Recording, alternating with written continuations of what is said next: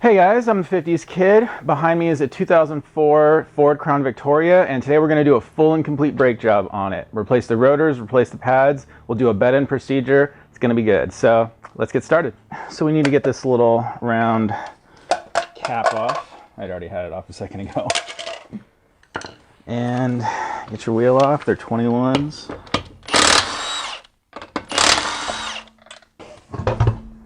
So we need to use a clamp to compress the pistons. This is a dual piston caliper. I'll probably do it once on the bottom and once on the top. A couple ways you could do this. You could use a clamp. You can also come in here with a screwdriver and pry against, you can pry against the rotor and just pull that way. That also does it. But I like the clamp method. Okay, now we need to remove the two bolts holding the caliper on. They're 14s.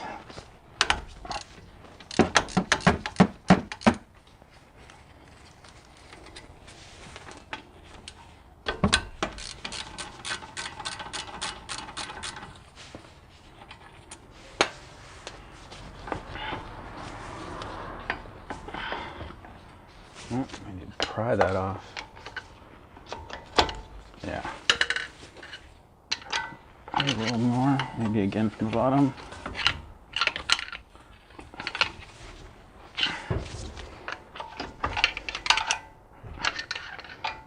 It don't want to come off. I didn't compress the pistons as well as I thought I did. Let's try compressing that piston again. Maybe I didn't get it all the way. There, now I see it moving. Okay. There we go. See, now we're definitely loose, and basically that was the difference between the bottom one and the top one. I just hadn't compressed them enough. What I'll do to compress them all the way is I'll take the old pad, put it down there, come back here. Now you can actually see that going in. See, so now we're all the way down there on that end. Boom, all the way in. Cool. So I like to hang up the caliper on a part of the suspension so that it doesn't dangle by the brake hose. So I just have a little S hook for that. Sometimes I use a wire, whatever works. So let's get that front pad out of there. Let's take a look at that pad. The wear actually looks pretty even on that pad. Let's look at the back pad that was right here. And actually, if we notice, this one has a slight taper starting from here and going to here, which probably means that one of these slide pins is sticking because whoever did the brakes last lubed it with grease instead of silicone paste. If you saw my last brake job video, you'll know all about silicone paste. So what we'll do in this video is we'll pull these out, we'll re-lube them with silicone paste so that doesn't happen again. No big deal. I'm gonna remove the clips because we got some new ones. But these are well, they're slightly rusty. They're not rusty enough to actually cause problems, I wouldn't think. They could be cleaned up a little. But yeah, we're going to change them anyway because we have them. But they're good to keep because you want to notice where your shiny areas are. Right here and obviously right here. Those are the areas that the pads contact. So those are the areas you want to give a little bit of grease. At least I like to anyway. Okay, I've gone ahead and turned the steering wheel all the way to the right. That way we've got a little more room to see what we're doing. Next step is to remove the two bolts holding on the caliper bracket. They are 18s. Hopefully this thing has enough juice to get them. And it does, yay.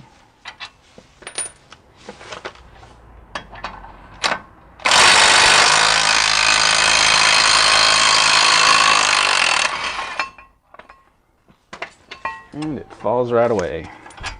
So if you live in a particularly rusty area, these areas right here where the clips were covering might be rusted out. So you might want to take these, clean these up on a wire wheel if you have a grinder with a wire wheel, or you can get a wire wheel attachment for your drill. We got to get these two little clips off that just hold the rotor on here, and they can be a pain in the butt. Yeah. See, you just kind of end up destroying them anyway, getting them off. So, no big deal. Cool. Look at that. It looked like it was rusty, it looked like it was going to be held on. In I think almost every other state, this thing would have been rusted on to the wheel hub. And what you would have needed to do is, one thing you could do is put all your lug nuts back on so that you don't mess up the threads. Get your biggest hammer and just hit here, here, here, here, here, here, whack, whack, whack. Actually, two sides will do it. Whack, whack, whack, whack, whack. And this thing will eventually pop loose like that, and then you can take it off. But again, California, they just come right off. See, there's nothing much back there. If I was gonna machine these and reuse these, I would clean off what little crud that I do have back here. And I'm actually going to clean this crud off of here with a little wire wheel as well, because this looks, you know, cruddy. It's very important that the new rotors sit absolutely flush, and this definitely is not going to allow it to sit flush. So we'll spend some time to clean this up, and we'll even put some anti-seize there too, just to make sure, you know, rotor can come off next time. All right, let's clean this sucker up.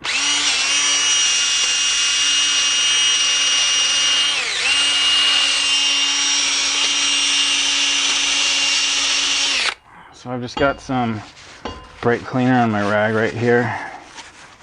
Just wiping off the back first. Normally these come coated with an oil to protect against rust. These front ones came coated with, they were covered in a paper which said it was the rust protectant. So they don't really need to be cleaned like this, but I do it anyway, just 'cause. There's usually something on them, even if it's just dirt. And so now we can see why they give you those little clips, because otherwise it just slips right off.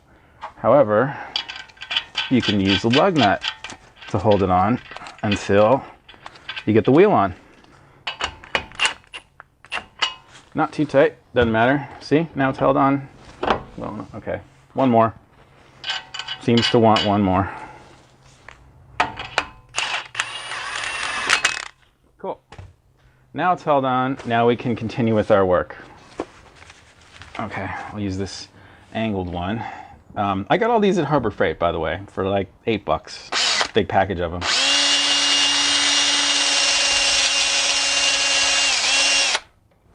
Cool. So yeah, that was unnecessary, but that's what it should look like. You know, pretty clean and shiny, no more rust. So now, put our caliper bracket back on.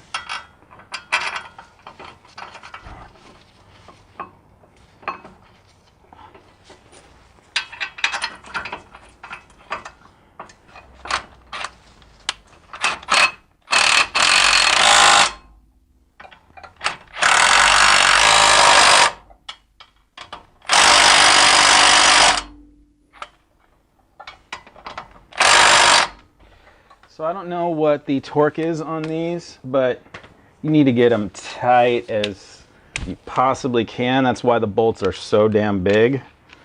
That's really what takes the all the force of the braking. So I cannot tighten that anymore. And I've got a really long ratchet right here. Hold on. So yeah. This impact ratchet supposedly can do 200 foot-pounds. So anyway, it got those on tighter than I could have by hand. So those are on there. They ain't coming off. I'm gonna get these slide pins out of here. I'm just gonna pry the rubber boot back there. I don't want it to tear as I pull these out. You can see these were greased with just grease by whoever. I don't know, maybe even the factory does it like this, but I find that it causes them to stick. And instead, I use silicone paste, which is this. Dielectric tune-up grease is the same thing as silicone paste. It's polydimethylsiloxane, that's the active ingredient. That's silicone paste. Find that for $6 instead of $20 for the gigantic tub. And just lube up your pin. Particularly the end here. This is where all the corrosion is going to start. Is going to get in. And I think it's actually a good idea to clean out the bore best you can. So I'll take the end of my towel like this and just kind of shove it in with a screwdriver. Actually, that screwdriver's too big. Use this one.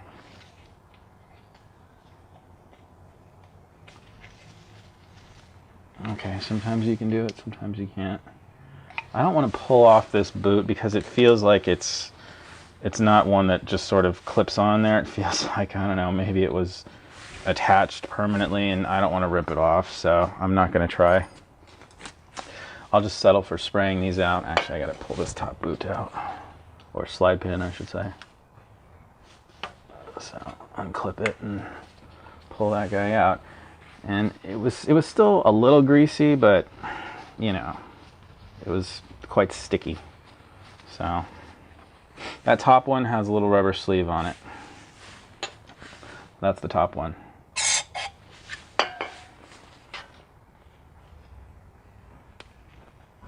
Okay, I can't really get a little towel in there, so oh well. Probably, you know, Q-tip would be a good idea to clean that out. But yeah, there's no remaining grease in there now, so no big deal. So here's the bottom slide pin all lubed up. Put that sucker back in. Cool. Now I'm confident that it won't stick, even in the slightest. And these are good. There's no rust on them, so the grease that was there at least did that much. But grease will cause rubber to swell. This little rubber that they stick on the end here, I'm pretty sure that the grease was making that swell. Again, same kind of thing happened with that Honda Odyssey that I did a little while ago. Same exact deal. One of the pins had that little rubber on there. That probably is there to prevent, I've been thinking about this, probably there to prevent chatter, brake chatter. But regular grease will cause rubber to swell and stick. And that's why you get a taper on one side. So we got brand new clips that we're able to use, which is nice. Your pads are supposed to come with new clips, new hardware.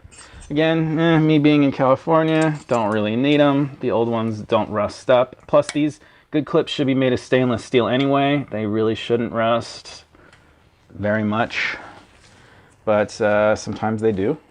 Given the fact that these are new clips, and that I'm in California, I seriously don't think we really even need much lube. I mean, I don't think that these are gonna make noise, quite honestly. I think we can just get away with not putting any lube. I mean, think of it this way. They do not use lube at the factory when they send these things out, and your brakes don't squeak when you get in a brand new car, do they? Your brakes squeak when they're rusty and you've changed them a couple of times and all that stuff. But you know what? I'll put a little bit of grease on anyway, just cause. I don't want to do it again in case there is some brake noise. I don't want my buddy to be unhappy with me. Be like, Jason, they're squeaking. You brought brand new Motorcraft pads just to make sure they wouldn't squeak. And they're squeaking. Yeah, he wouldn't say that, but here, let's go down first. Okay, there. Hey, you know what I think? Just because of what just happened, maybe I'll stick the grease on the clip this next time rather than the pad. I'm just sticking it on the end here because that's where it's going to sit.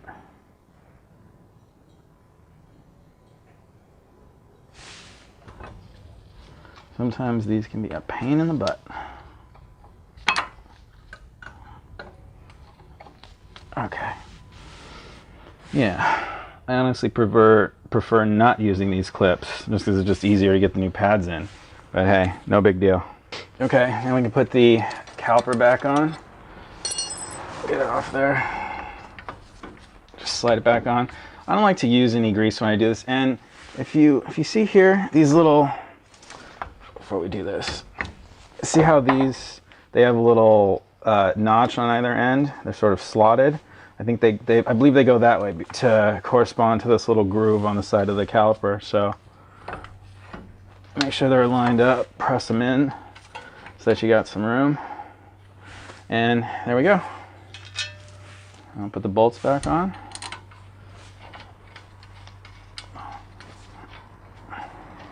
Just gonna hold that caliper in place.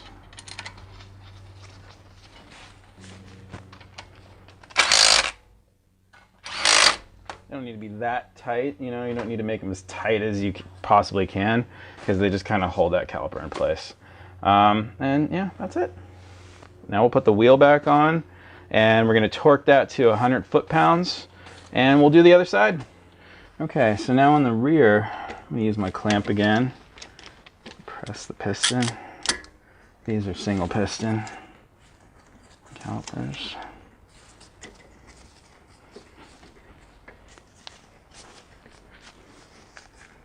I'm looking to see that the caliper is moving away from this brake shoe that I'm pressing against. I'm trying to push the inner brake shoe in and I'm trying to pull the caliper out this way. So these two little nubs should pull out this way and separate from the back pad. That's how I know that I'm actually getting compression of the piston. I think we're compressed enough.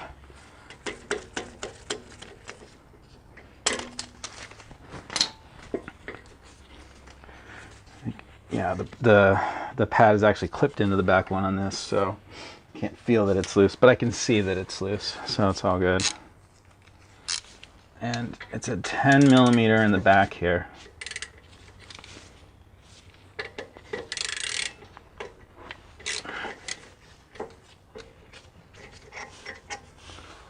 couple of long ones. There's one down here too.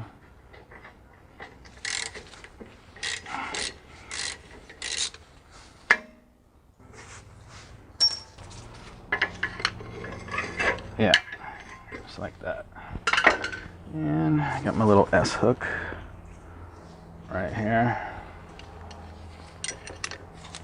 And I can just hang off it right there. That looks good.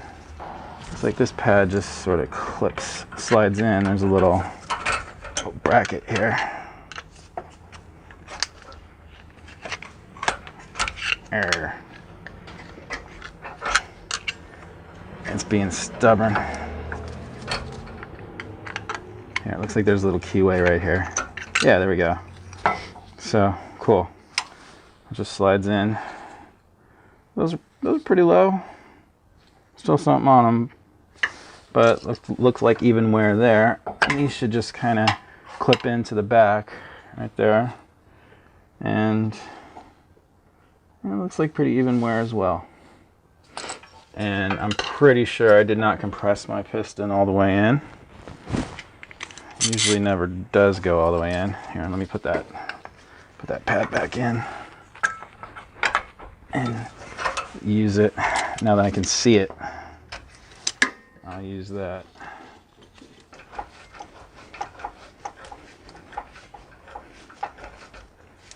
You got to compress your caliper, your piston all the way in, because when your pads are all the way worn down, the piston's all the way out. So when you put new thick pads on there, that piston has to be all the way pressed back in. Otherwise, you're never going to get the caliper on there, back onto the disc. So as you can see,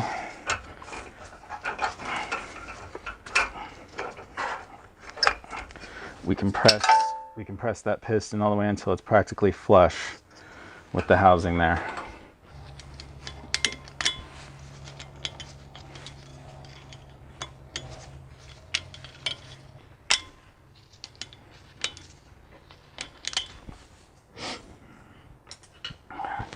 Get off the old hardware.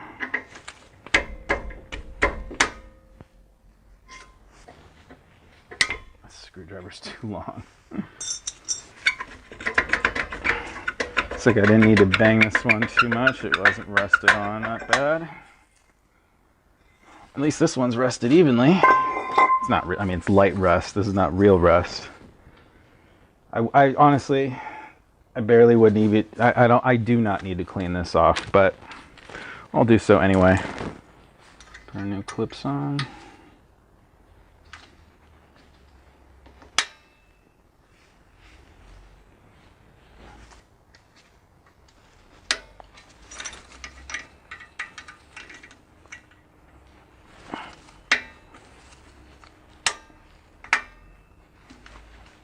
So one thing I forgot to mention before I even pulled the old rotor off is that this right here, this is the parking brake mechanism. These are it's basically a tiny brake drum that, so these are brake shoes, and it's called drum in hat.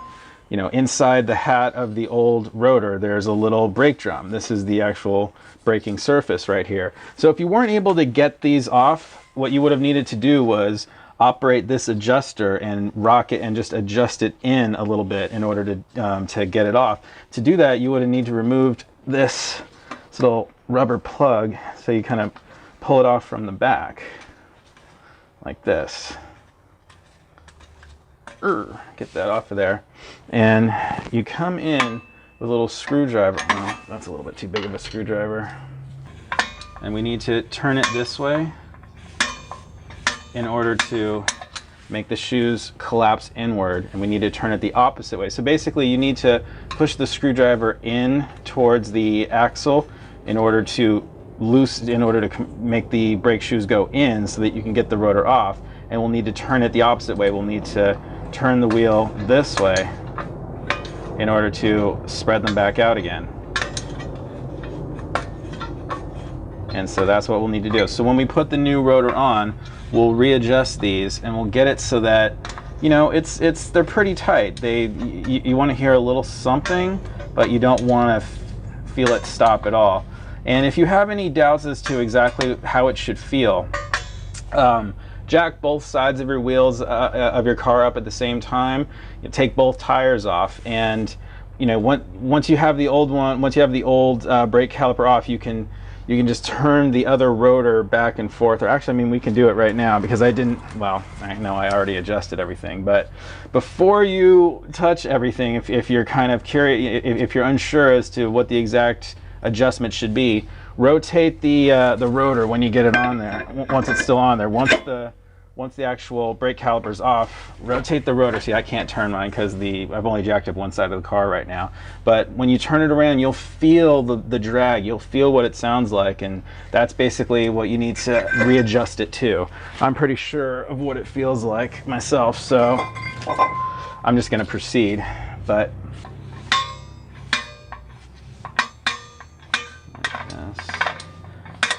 because I want the shoes compressed in a little. There's a lot of brake dust on this. I'm gonna go ahead and give this a clean with some brake cleaner.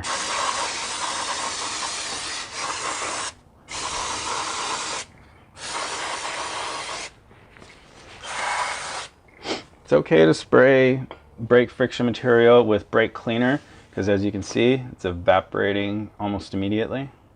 You don't want to get oil and grease on brake lining material. That's the big no-no.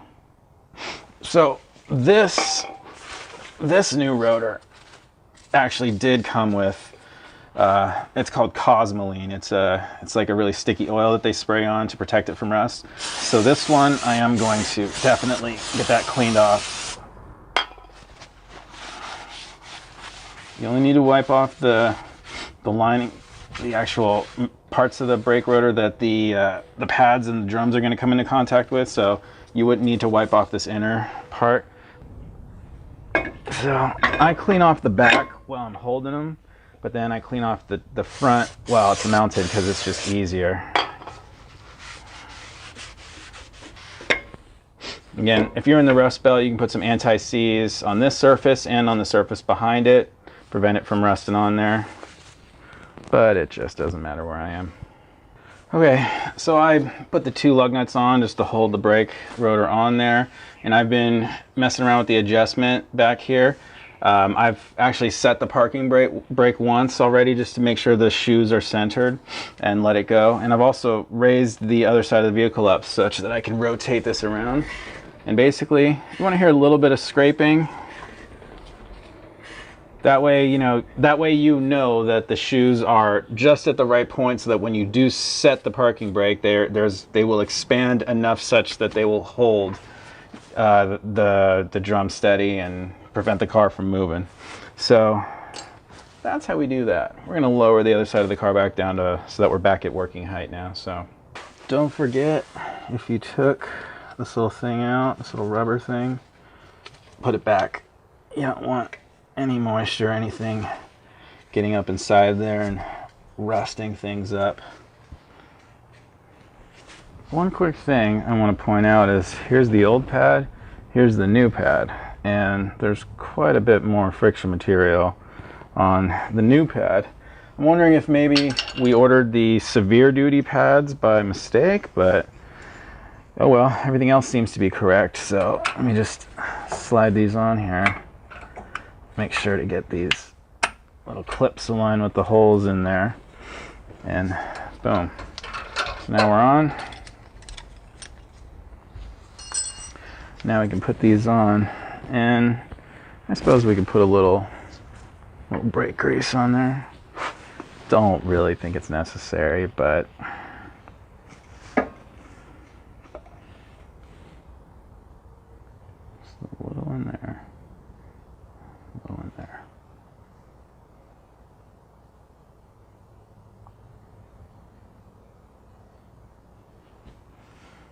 Okay. Make sure the slide pins are slid back.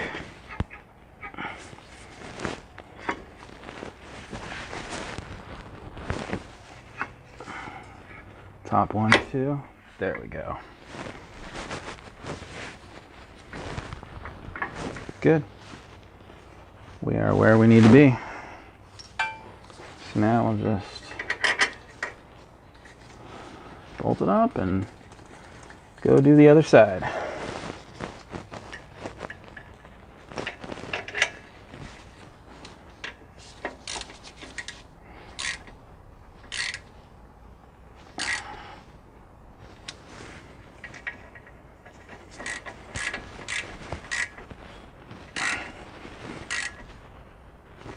Cool. So we'll get our wheel back on, torque to 100 pounds, and we'll do the other sides. Okay, so if you're like me, you're gonna have the damnedest time getting this thing back on. You're just gonna be popping it on with your hand forever and smacking it on with a hammer until you finally realize that these little cutouts are supposed to align with the lug nuts. So all you gotta do is just get them aligned and just pop it on. All right, before you get in this car and go for a drive, stomp on the brake pedal multiple times until you feel the brake pedal firm up. If you don't do that, you are not going to be able to stop the car when you back this thing out of your driveway or something like that. So make sure you do that first before you go for a test drive. We need to go out and do a bed-in procedure right now, and the way I like to do my procedure is this.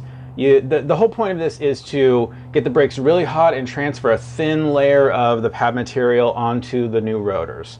The way you do this is you go for a drive and you do a series of starts and stops, or you do a series of speed ups and slow downs. First you speed up to about 35 miles an hour and then you slow down to 10. You never come to a complete stop, right? So do that 35, slow down to 10. Do that like 5 or 8 times and then do that again, only go up to 45 miles an hour, and this time slow down pretty firmly, but don't come to a complete stop. Go down, down to 10 miles an hour.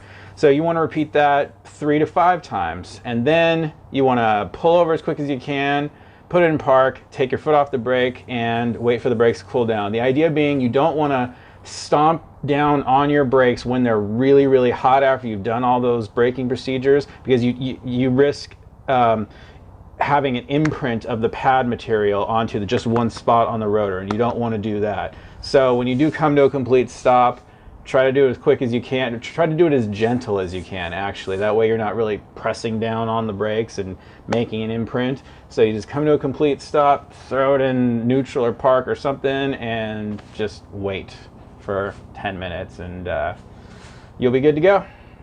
Thanks for watching.